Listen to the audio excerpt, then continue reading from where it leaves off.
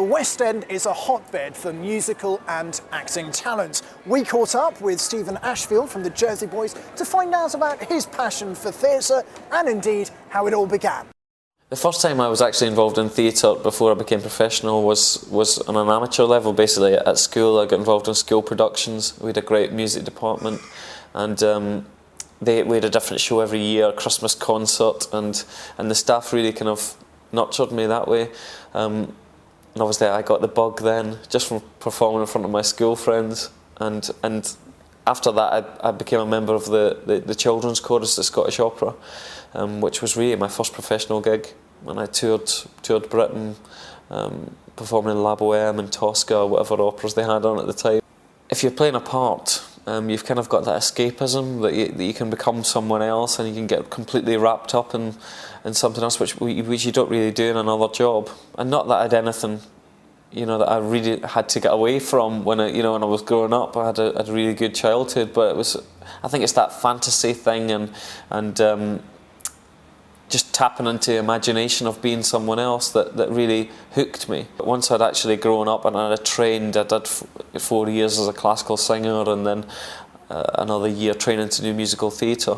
And I was only out of college about 2 months before I got the part in Taboo, and I played Boy George. I was cast basically on a Friday. I started rehearsing on the Monday, and 2 weeks later I was in the show, playing a lead role in the West End. And I thought, how has this happened? In the following week, when the money started going into my bank account, not very much, I have to say, but yeah, you do get that feeling of, oh my God, I'm actually getting paid to do this. Do something that I love, and this is all I've dreamt about since I was 12, is being on the stage, and finally doing it. So it's a long journey from then, but it's a worthwhile one, and it's one that I'm pleased to be doing.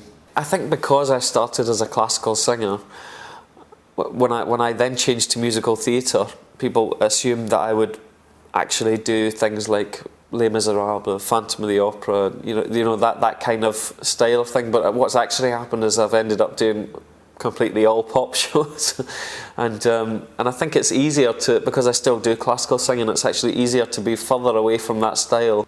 I think for people who are trying to get into the industry, be it as an actor, be it on theatre or film or television, the main thing is persistence. I mean, do your training, do all your homework, and it says it might take a while after you leave college, once you've got an agent and you're trying to audition. But I would really put a cap on it. If things haven't happened after 2.5 years, 3 years, do something else.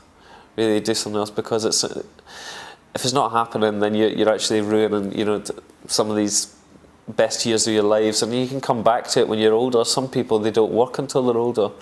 I have a feeling I'll only work while I'm younger.